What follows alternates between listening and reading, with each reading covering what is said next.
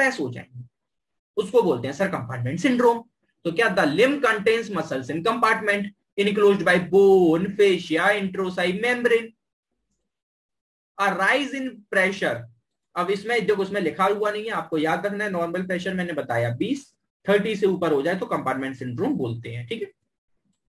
तो a rise in pressure within this compartment due to any reason, किसी भी वजह से इस कंपार्टमेंट का प्रेशर बढ़ जाए तो सर वो क्या होगा, सर वहां पे जो ब्लड सप्लाई है, जो मसल्स हैं, आर्टरीज हैं, नर्व है, वो दबने लग जाएंगे, रिजल्टिंग इन कंप्रेशन सिंड्रोम। वो क्या हो जाएगा, उसे बोलते हैं कंपार्टमेंट सिंड्रोम, वो दबने लग जाएंगे, ठीक है। क्या रीजन हो सकता है, सब प्रेशर बढ़ना, एक ही बात है, प्रेशर तो बढ़ रहा है, रीजन है, कॉज है ये, लेकिन कॉज क्या है, क्या है कॉज ऑफ डिक्रीज प्रेशर, क्या, मसल। अब देखो सारी चीजें अपने एकदम टाइट, किसी में भी अगर मसल्स में एडिमा हो जाए, मसल अपने साइज में बढ़ेगी तो प्रेशर बढ़ेगा।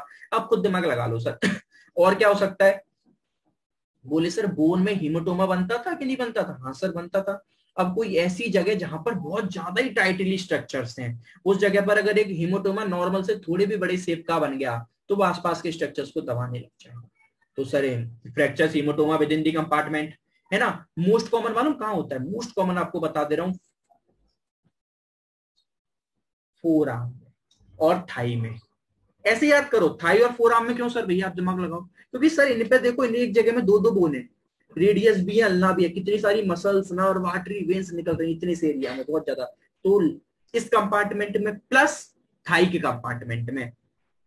अब बोले सर थाई में क्यों, थाई में भी तो मसल्स निकल रही हैं, कौन कौन सी, वो थाई में भी तो दो बोन है, टीबिया, वो फीमर, वो फिब्यूला और टीबिया।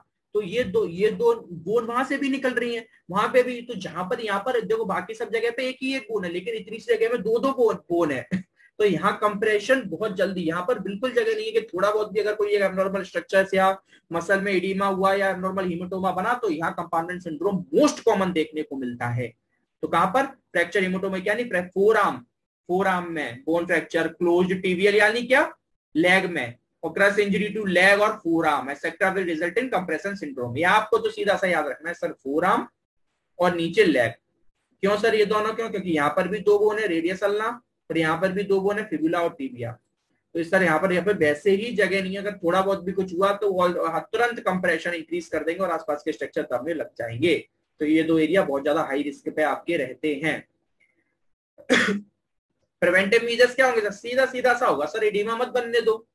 मसल एडिमा कैसे, क्या कराते हो सर, लिम्ब को एलिवेट कराओ ना। जब स्वेलिंग और एडिमा कब डेवलप होगा, आप लिम्ब एलिवेट नहीं रखोगे तो फ्रैक्चर के बाद। तो preventive measures like limb elevate रखो, एक्टिव फिंगर मूवमेंट रखे रहो कंटिन्यूअसली, फिंगर्स के मूवमेंट, ये हाथ है फ्रैक्चर हो गया इस तरीके से एलिवेट रखो, तो ड्रेनेज होता रहे कंटिन्यूअसली, फिंगर्स के मूवमेंट रखो। इसलिए तो बोलते हैं मूवमेंट कराने के लिए कंटिन्यूअसली, ये मूवमेंट किस लिए, कि कंप्रेस, यहाँ पर प्रेशर एक्सर्ट ना हो, ठीक है। तो और अगर एक बार सर हो गया फिर क्या करोगे आप, फिर तो सर हम कुछ नहीं कर सकते, आसपास के जो स्ट्रक्चर्स है उन्हें थोड़े बहुत हमें काटने पड़ जाएंगे। जैसे सर फेशियोटॉमी के, जैसे सपोज फोर आर्म में हो गया, तो फोर आर्म में जो मसल्स के पीछे फेशिया होता है ना, फेशिया मसल्स के पीछे फेशिया, उससे निकाल देते हैं। सिंपल से लॉजिक है, जगह बनाओ। तो कैसे जगह बना सकते हो सर, फेशिया निकाल के। तो deep fascia of the compartment is slit longitudinally, forearm में जनरली फेशिया निकाल देते हैं। फिबुलोटॉमी में सर फिबुलोटॉमी कर देते हैं, फिब्यूला नीचे, फिब्यूला देखो इधर समझा रहा हूँ, लेग तो नहीं दिखाऊंगा, तो फिब्यूला में कैसे, यहाँ जो फिब्यूला यहाँ बता रहा हूँ, अब ये मत बोलना सर फोर आर्म में सर फिब्यूला बता रहे हैं, ऐसे नहीं, तो लेग वाला यहाँ बता रहा हूँ। तो यहाँ पर क्या, जो फिब्यूला बोन है उसको मीडियली वन थर्ड, इसको मीडियली काट देते हैं। जैसे अगर मैं ये बोन है इसको मैं तीन में डिवाइड करूँ, तो अपर वाला वन थर्ड, ये टू थर्ड और ये थ्री थर्ड, तो हो गया ना, ये वन थर्ड, ये वन थर्ड और ये वन थर्ड। तो जो मीडियल वाला वन थर्ड होता है ये वाला, इसकी जो फिबुला बोन है इसको इतना काट के निकाल देते हैं और बोन को शॉर्ट कर देते हैं। बोन को इतना काट के इससे निकाल दिया, सर क्या हो गया, उससे जगह बन गई, उतनी उतनी जगह का वो निकल गई, तो वहां पर बोन नहीं है तो वहां पर जगह हो गई। तो अब वहां पर कंपार्टमेंट सिंड्रोम आपको नहीं देखने को मिलेगा, उस जगह पे कुछ नहीं लगाते। अब उस जगह पे सर ये मत बोलना कि उस जगह पे ऐसा नहीं करते कि जो यहाँ से बोन काटी ना तो उसकी वजह से अब इन दो बोन को पास में लाके जोड़ दो, फिर तो शॉर्टनिंग हो जाएगी, नहीं। पास में नहीं, सिर्फ काट के अलग कर दिया, वो अपनी जगह पे, वो अपनी जगह। आप सर बोलोगे स्ट्रक्चर, टीबिया रहती है, ठीक है, टीबिया मेन होती है, फिबुला बहुत पतली होती है, वो इतना उसका रोल होता भी नहीं है, ठीक है। टीबिया वेट ट्रांसफर करते हैं, फिबुला का इतना रोल होता भी नहीं, तो फिबुला छोटी सी पतली सी होती है, तो इसलिए उसको काट देते हैं। तो फिबुला का मीडियल 1/3 काट देते हैं, जिससे क्या वो इस तरह जगह बन जाती है, तो वहां पर जो लेग का कंपार्टमेंट सिंड्रोम होता है वो उससे बच जाता है। तो फेशियोटोमी और fibulotomy, middle third of the fibula is accessed in order to decompress all compartment of the leg. Forearm में क्या करते हैं सर, अगर हो गया तो डीप फेशिया काट देते हैं और लोअर में फिबुलोटोमी कर देते हैं। ठीक है, ये याद रखना है, सारा कुछ एक एक चीज आपको समझाते हुए चल रहा हूँ ना, पूरा वेल एक्सप्लेन, बिल्कुल नहीं भूलना, रिवाइज जरूर करना है, बार बार पढ़ना है ना, और रिवाइज करते हुए चलना है। ठीक है, कोई भी दिक्कत नहीं, कोई भी दिक्कत है ना। अब हमारे जो मेन ये चार थे, अब हमारे जो बच्चे हैं वो बच्चे हैं सिंपल सिंपल से, जो मैं आपको पढ़ा चुका हूं अभी। ठीक है, हाइपोवॉल्यूमिक शॉक अभी तुरंत बता चुका था। हाइपोवॉल्यूमिक शॉक मैंने क्या बताया था कि आपके बॉडी के वॉल्यूम कम हो जाए। सर क्यों कम होगा, कि ब्लड कम हो जाए, सब कुछ कम हो जाए, बॉडी के फ्लूइड कम हो जाए, तो फिर क्या करते हैं सर, हम क्या करेंगे, आपने देखा कोई भी छोटी मोटी सर्जरी हो, कुछ भी हो, हम तुरंत रिंगर लैक्टेट 3 सॉल्यूशन हम पेशेंट को जरूर चढ़ा देते हैं कि बॉडी में उसके ब्लड, ये हम हमेशा प्रिवेंटिव मेजर में करते हैं। बॉडी का अगर फ्रैक्चर हो, कुछ भी हो ना, रिंगर लैक्टेट सॉल्यूशन चढ़ाने से पहले हम सोचते भी नहीं है, चढ़ा दो, नहीं पता कल को कोई तकलीफ हो जाए तो हो जाए।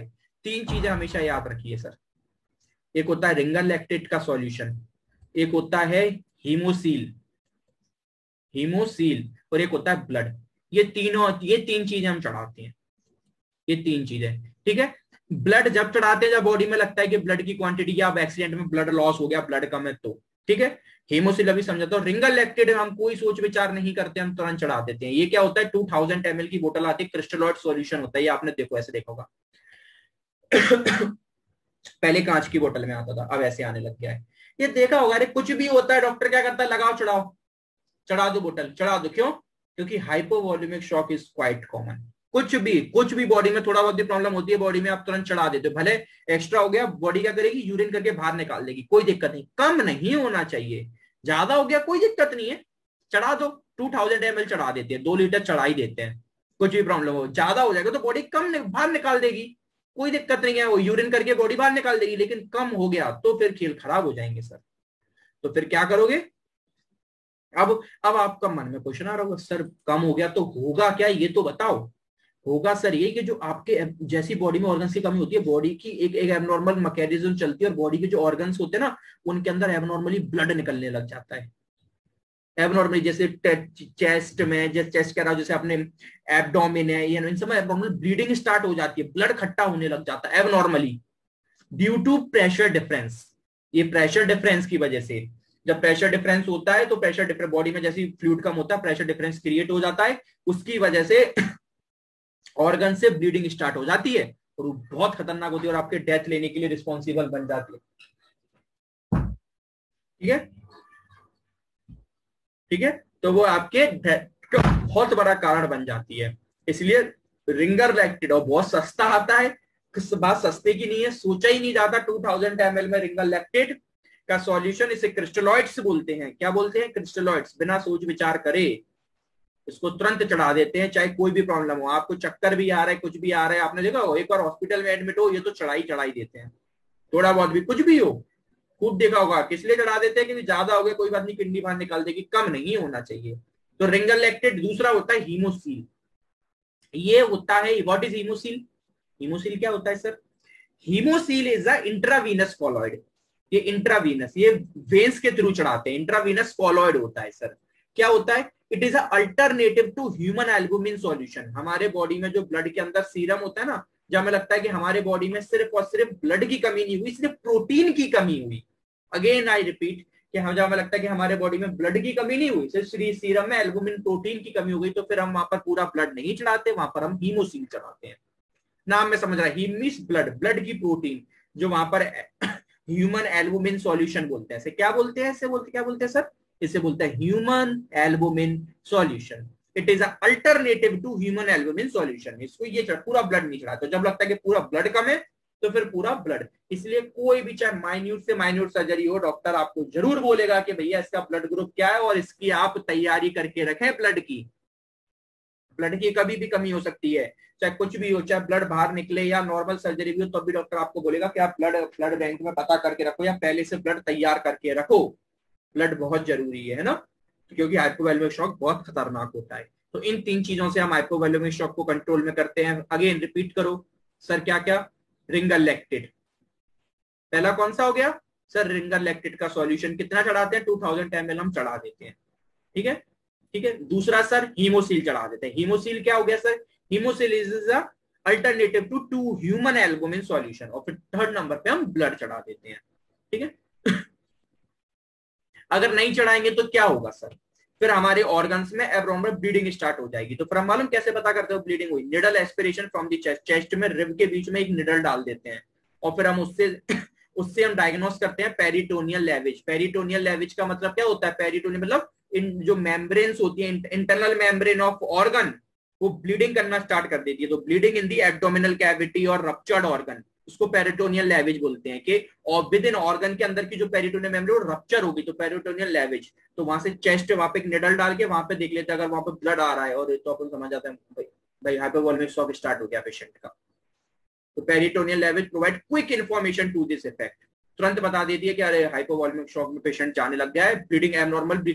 सुना होगा, बड़ा बड़ा मूवीज में देखा होगा, अरे इंटरनल ब्लीडिंग, पेशेंट की इंटरनल ब्लीडिंग हुई जिससे डेथ हो गई, सुना है मूवी जरा। तो क्या होती है इंटरनल ब्लीडिंग, यही तो इंटरनल ब्लीडिंग होती है कि पेशेंट, और ये अपना हाइपोवोलेमिक शॉक मालूम, इसलिए हमने इसको इमीडिएट और अर्ली में पढ़ा था। क्या पढ़ा था आपने, बहुत मूवीज में देखा होगा कि ऑपरेशन तो सक्सेसफुल हो गया था, सब बढ़िया खुश थे, और अचानक क्या हुआ, डॉक्टर आगे बोलता है कि नहीं पेशेंट नहीं रहा, मर गया। क्यों मर गया, बोले सर इंटरनल ब्लीडिंग। क्यों, हाइपोवोलेमिक शॉक रीजन था। तो हाइपोवोलेमिक शॉक जरूरी नहीं है इमीडिएट और अर्ली में भी होता है, इसीलिए पेशेंट को कंटिन्यूअस बोतल चढ़ाते ही रहते हैं। आपने देखा होगा इंट्रावीनसली उसको फ्लूइड लगाते ही रहते हैं, बिल्कुल कोई सोच विचार नहीं करते जब तक वो हॉस्पिटल में एडमिट है। विद इन 7, जब तक उसका चेक करते रहते हैं, उसको थोड़े थोड़े अमाउंट में, जरूरी नहीं एकदम, थोड़े थोड़े अमाउंट में फ्लूइड लगाते रहते हैं, बिल्कुल सोच विचार नहीं करते, लगाते रहो, कोई दिक्कत नहीं है। ज्यादा हो जाएगी यूरिन करके बाहर कर देगा, किडनी बाहर कर देगी, कम नहीं होना चाहिए, नहीं तो इंटरनल ब्लीडिंग से पेशेंट की डेथ हो जाएगी। Diagnostic peritoneal lavage provide quick information to this fact. फिर क्या करोगे अगर आपको पता चलेगा इंटरनल ब्लीडिंग है, फिर चेस्ट में ट्यूब डालते हो, फिर एब्डोमेन में ट्यूब डालो, वहां से ब्लड शक करके बाहर निकालो। और क्या करोगे, उनके अंदर लेप्रोटोमी, चेस्ट ट्यूब डाल के उनसे ब्लड आप बाहर निकालते हैं। फिर आखिरी में आपको ये करना पड़ जाता है, ठीक है। अब हाइपोवोलेमिक शॉक बिल्कुल क्लियर हो गया होगा। ARDS हम पढ़ के आ चुके थे, ये एडल्ट नहीं है, एक्यूट है, ठीक है, एक्यूट है, इसलिए मैंने उस टाइम पे भी गलत बोल दिया था। एक्यूट रेस्पिरेटरी डिस्ट्रेस सिंड्रोम क्या बोलता है सर, क्या बोल के आए थे हम इसमें, कि हमारे इसमें हमने स्टार्टिंग में ही आपको पढ़ा के बोला था कि इसमें क्या हो रहा था, इसमें आपके जो, इसको वेट लंग्स भी बोल रहे थे। क्या बोल रहे थे इसको सर, हम वेट लंग्स भी बोलते थे। क्या होता था कि इसमें आपके जो एल्वुलाई है, लंग सैक्स है, वो जो आपकी ईयर सैक है ना, उसके अंदर क्या फ्लूइड इकट्ठा हो जाता है, फ्लूइड का एक्यूमुलेशन। तो क्या करते हैं इसको, तो ये मोस्ट कॉमन है, तो इसलिए आप देखते हो ऑक्सीजन थोड़ा बहुत हम लगाते हैं, 100% ऑक्सीजन, और बहुत ज्यादा कंडीशन खराब होगी तो फिर असिस्टेड वेंटिलेशन देना पड़ जाता है, ठीक है।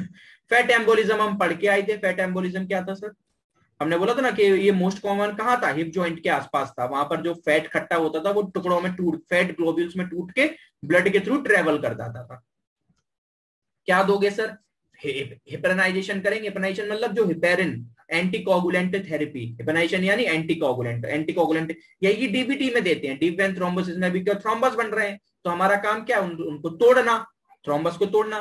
तो इंट्रावीन क्या देते हैं, intravenous low molecular weight dextran, heparin, corticosteroid है ना, intravenous 5% dextrose solution with 5% alcohol help in emulsification of fat globule. Emulsification मतलब क्या, जो छोटे छोटे से वो जो टूट गए उनको टुकड़ों में तोड़ दो, जो ब्लड ग्लोब्यूल्स हो गए उनको बिल्कुल इतने टुकड़ों में तोड़ दो कि वो बॉडी से बाहर निकल जाए, है ना, यूरिन के थ्रू इतने छोटे छोटे। तो क्या कर देते हैं, हिपेरिनाइजेशन दे दिया, एंटीकोगुलेंट थेरेपी, हिपेरिन वगैरह दे देते हैं जिससे क्या वो टुकड़ों में टूट जाए, है ना। इसमें most commonly 5% dextrose solution with 5% alcohol ही देते हैं, वो इमल्सिफिकेशन करता है, यानी जो फैट है उनको छोटे छोटे टुकड़ों में तोड़ देता है जिससे वो बॉडी के बाहर निकल जाए। वरना वो छोटी कहीं आर्टरी या आर्टिकल्स में घुस गए, वेन्यूल्स में, तो वो आपके लिए कितने खतरनाक हो जाएंगे, आप खुद दिमाग लगाइए। ये मैं आपको भी स्टार्टिंग में आपको मैंने सब समझाया था, डीबीटी और पीई में आपको पूरा समझा के आया था, काफ मसल में आपको दिखाया था ये डीबीटी काफ मसल में, और यही लंग, और मैंने आपको पूरा एक्सप्लेन करा कि वो लंग्स में क्यों चला जाता है ना, क्यों उसको पल्मोनरी बोल रहे हो, क्योंकि क्यों, क्योंकि ब्लड को पूरा ट्रेवल करके, है ना, तो उसको ठीक होना है। तो डीबीटी इज है ना, क्या करेंगे आप, क्या करेंगे, लिम्ब को एलिवेट करके रखो भैया, जिससे, और ये मोस्ट कॉमन ओल्डर एज में होता है, पता है। जैसे मैं आपको अगर समझो, ये हमारा लेग है, ये हमारा लेग है ना, तो हम क्या कंटिन्यूस ऐसे रहते हैं, तो ग्रेविटी की वजह से ब्लड नीचे आता है, और उनका जो ओल्डर एज में क्या होता है कि पंपिंग एक्शन, ओल्डर फ्रैक्चर की वजह से भी होता है, लेकिन ये मोस्ट कॉमनली ओल्डर एज में देखने को मिलता है। क्या होता है, पंपिंग एक्शन खराब हो जाता है, तो ब्लड प्रॉपर पंप नहीं हो पाता। और फिर ऊपर से दूसरी चीज sedentary life style, old age के बाद पेशेंट जब लोग चलना भी बंद कर देते हैं, तो क्या होता है वो ब्लड खट्टा होने लग जाता है, ब्लड क्लॉट बनने लग जाते हैं वहां पर। तो वो इस तरह, तो हमारा क्या काम है कि सर हम क्या बोलते हैं उन लोग को, हमेशा बोलते हैं कि भैया लिम्ब एलिवेट करके रखो, अगेंस्ट ग्रेविटी। जैसे क्या जो यहाँ नीचे इकट्ठा हो रहा है वो इधर ट्रेवल करता है। क्यों, कब, है ना, ये सब क्यों, किससे बना, प्लस स्टॉकिंग्स बनाते हैं। स्टॉकिंग्स का टाइट, एकदम टाइट मोजे होते हैं, सॉक्स की तरह होते हैं, वो टाइट रहते हैं जो वेन्स को दबा के रखें। देखो क्यों, ये जो ये जो दिख रहे हैं ना, ये बन रहे हैं, ये इसको दबा के रखते हैं, जिससे क्या वो एकदम अपने वापस रहे, वरना ये बढ़ते चले जाएंगे। और ये अगर ये टूट के चले गए तो पल्मोनरी एम्बोलिज्म कॉज करा देते हैं और बहुत लाइफ थ्रेटनिंग कंडीशन कॉज करा देते हैं। ठीक है, DBT elevation of the limb, elastic bandage and anticoagulant therapy आपको देनी पड़ेगी डीबीटी के लिए। क्या, लिम्ब को एलिवेट कर रखो, इलास्टिक बैंडेज पिलाओ और एंटीकोगुलेंट थेरेपी दो।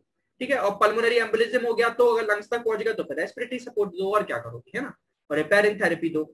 एक चीज हमेशा याद रखना, मैंने एक लोगों को हमेशा बहुत ज्यादा कंफ्यूज देखा है, मालूम, एक चीज हमेशा बता रहा हूँ, अगर पेशेंट को डीबीटी बनने से बचाना है तो आप एक्टिव मोबिलाइजेशन कराइए। मतलब क्या, कंटिन्यूस पेशेंट को एक्सरसाइज करो, ये करो, खतरनाक, है ना, खतरनाक चीजें करते रहो, चलते रहो, लेकिन अगर एक बार डीबीटी बन गया फिर उसके बाद सिर्फ और सिर्फ रेस्ट, एलिवेट करके रखो, स्टॉकिंग्स पहनो, थोड़ा बहुत चलो, कोई एक्सरसाइज कुछ मत कराना। मैंने देखा जो लगे होते हैं कराने में, वो आप पल्मोनरी एम्बोलिज्म करा दोगे, क्यों, आप खुद दिमाग लगाओ, ठीक है भैया मैं उसका एक्सरसाइज कराऊंगा, क्या होगा पंपिंग एक्शन बढ़ेगा। पंपिंग एक्शन बढ़ने से क्या होगा सर, पूरे जो क्लॉट बने थे वो भी ऊपर चले गए।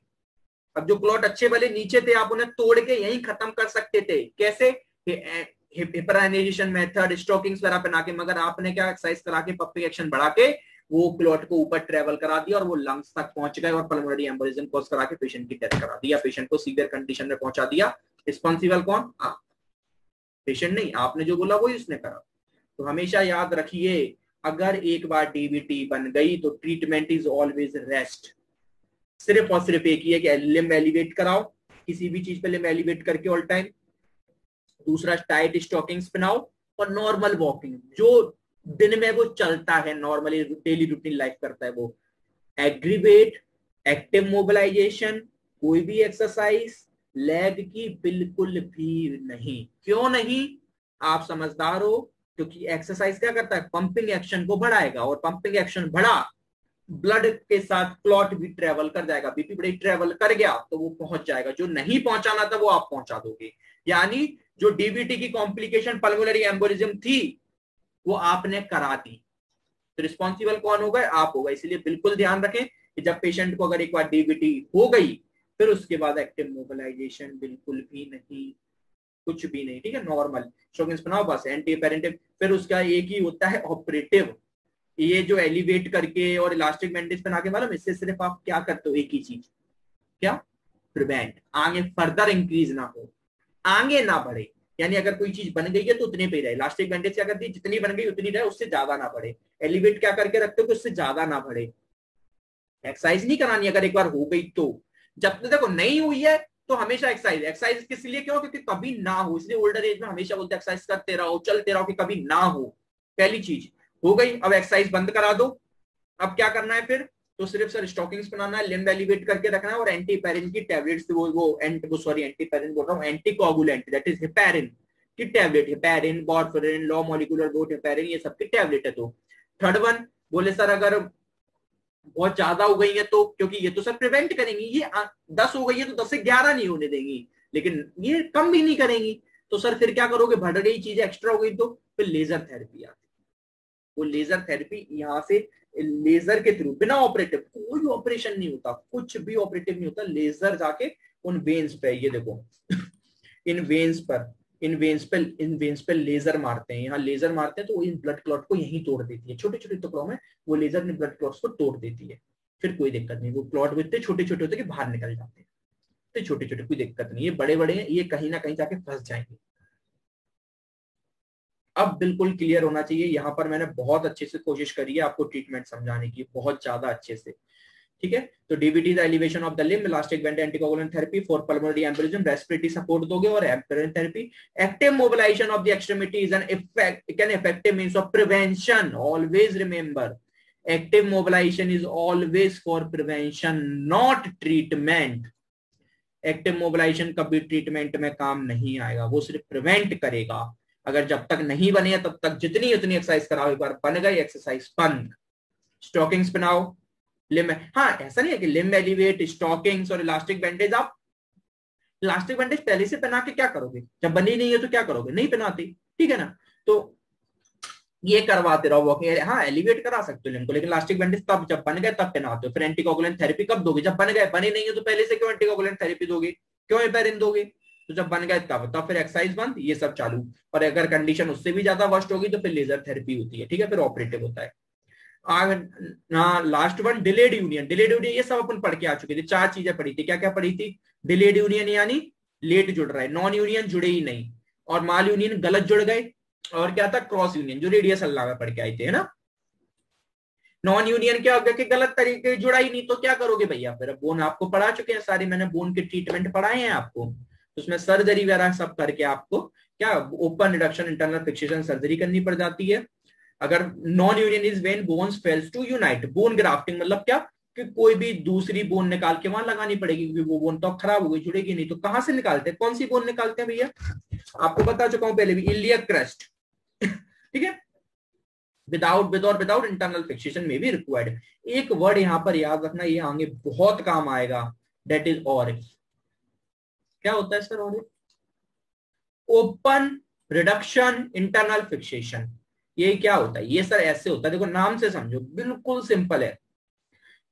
सपोज मेरी रेडियस अल्लाह टूट गई, अब मुझे ओपन रिडक्शन मतलब क्या कि डॉक्टर अगर सर्जरी से मेरा ये कट करे, यानी इंसिजन लगाए, आपको पता है फ्रैक्चर 2 तरीके से हील होते हैं सर, कैसे, एक तो सर्जरी से कट करेगा तो ओपन रिडक्शन, और अगर कट नहीं करा अंदर ही अंदर ठीक हो रहा है आपका, जैसे आपको मोस्टली जनरली फ्रैक्चर्स क्या करते हो, कोई सर्जरी करते हो क्या, सिर्फ हम प्लास्टर ऑफ पेरिस चढ़ा देते हो तो वो होते हैं क्लोज्ड रिडक्शन। अगर सर्जरी से कट करोगे यानी ओपन, तो ओपन रिडक्शन, चीजें clear. Close reduction open reduction में अंतर बिल्कुल क्लियर। अब 2 हो गए इंटरनल फिक्सेशन, इंटरनल फिक्सेशन क्या, कट करके खोल के बोन को अंदर की तरफ इसमें क्या लगा दिए, स्क्रूज लगाए, नेल्स लगा रहे हैं या कुछ भी, जैसे अपन को ठीक करना है, screws, nails, intramedullary nail, plate, wire, जो भी कर रहे हैं, जैसे भी कर रहे हैं उनको मांगे पड़ेंगे उनसे, उसको बोलते हैं इंटरनल फिक्सेशन। कि हमने क्या करा कि कट लगाया, चीजों को फाड़ा, इंसीजन सर्जरी से कट करा, यानी surgical incision to the align for realign the bone, cut करके उस बोन पर मैंने, चाहे मुझे वायरिंग करनी है या टैपिंग करनी है, जो भी जिस बोन पे करते हो मैं आगे पढ़ाऊंगा, तो वहां स्क्रूज विस्क्रूज लगा के उसको ठीक करके और वापस मैंने इसको बंद कर दिया। ये क्या था, ओपन रिडक्शन करा, लेकिन इंटरनल फिक्सेशन। कोई बाहर से कोई चीज डाली क्या, मैंने खोल के अंदर डाली। एक्सटर्नल फिक्सेशन होता है बाहर से कोई चीज डाल दे, है ना, कि आपके ये सब नहीं खुले, बाहर से चीजों को डाल देते। देखो एक्सटर्नल फिक्सेटर दिखाता हूँ सर्जरी में, एक सेकंड रुको, कितने खतरनाक होते हैं इंटरनल एक्सटर्नल फिक्सेटर। हाँ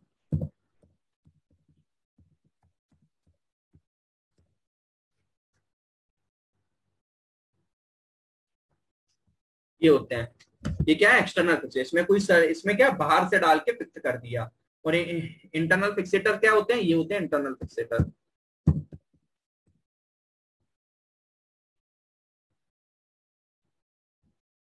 इसमें देखो अंदर, बाहर से कोई चीज है नहीं, हमने सर्जरी करी, सर्जरी से अंदर प्लेट स्क्रूज वगैरह डाल दिए, ये था open reduction with internal fixation. इसको कौन सा बोलते हैं, ओ आर ऑरिफ, इसको कौन सा बोलेंगे, ऑरिफ। सर के सर इसका ओपन रिडक्शन करके और फिर इंटरनली ठीक करते हैं, इसको बोलते हैं इंटरनल फिक्सेशन। और क्या हो सकता है सर, खोल के अगर अंदर से होता है, एक होता है closed reduction with external fixator, ये बाहर से ही, बाहर से डाल के और अंदर से स्क्रूज डाल के उसको ठीक कर दिया, ठीक है। देखो तो क्या बोलते हैं, open reduction internal fixation bone grafting is the commonest operation for non union, non union के लिए बहुत कॉमनेस्ट ऑपरेशन है। द ग्राफ्ट्स आर टेकन कहां से लेते हैं, इलियक क्रस्ट से लेते हैं ना। Internal fixation is required for most cases, पर इंटरनल फिक्सेटर ही हम लगाते हैं, एक्सटर्नल तो बहुत ज्यादा, जब बहुत ज्यादा ही खराब हालत हो जाए तब हम लगाते हैं, ठीक है। ओके, माल यूनियन, ठीक है। अब माल 2 मिनट का, माल यूनियन क्या कि गलत जुड़ जाए, अब तो गलत जुड़ गया तो क्या करोगे, बोन को फ्रैक्चर करके दोबारा ठीक करोगे, तो when a fracture does not unite in proper position it is said to have mal unit, गलत। तो फिर क्या करोगे सर, पहला करते हो ऑस्टियोक्लास्ट। ऑस्टियोक्लास्ट मतलब दोबारा फ्रैक्चर करो, रीफ्रैक्चरिंग द बोन, फिर जोड़ो, फिर उसके बाद फिर बोन को फ्रैक्चर करने के बाद या फिर आप सर्जिकली जो बोन गलत जोड़ उसको काटो और फिर उसको ठीक करके जोड़ो। तो reducing the fracture surgically, example in malunion of long bone, bone grafting is perform, है ना, इसको बोलते हैं करेक्टिव ऑस्टियोटॉमी। ठीक है, ये था हमारा डेट्स ऑफ डिलेड यूनियन। अब एक 2 मार्क्स में आपसे सर कोई क्वेश्चन बनता है कि what is common side of dislocation. ये सारी बॉडी के जो बड़े बड़े जॉइंट्स होते हैं स्पाइन में, जैसे एंटीरियर डिसलोकेशन सर्वाइकल में देखा C5 ओवर C6 कॉमन होता है। अपर लिम्ब में शोल्डर जॉइंट है, शोल्डर जॉइंट के भी अंदर एक्रोमियोक्लेविकुलर जॉइंट बहुत ज्यादा है, एल्बो जॉइंट, रिस्ट डिसलोकेशन, है ना, supra radio ulnar joint, fracture of radius, inferior radius as a hip, knee, patella, ankle, foot, है ना, पेन, स्वेलिंग, ये सब। तो ये जनरली कॉमन साइड होते हैं डिसलोकेशन के, इसमें तो आपको वैसे भी पता होता है। ठीक है, तो दैट्स ये सब कुछ हमारा था डिलेड यूनियन और नॉन यूनियन में 9 टॉपिक कंप्लीटली कंप्लीट करे। ठीक है, that's all about for completely today's lecture. ठीक है, थैंक यू।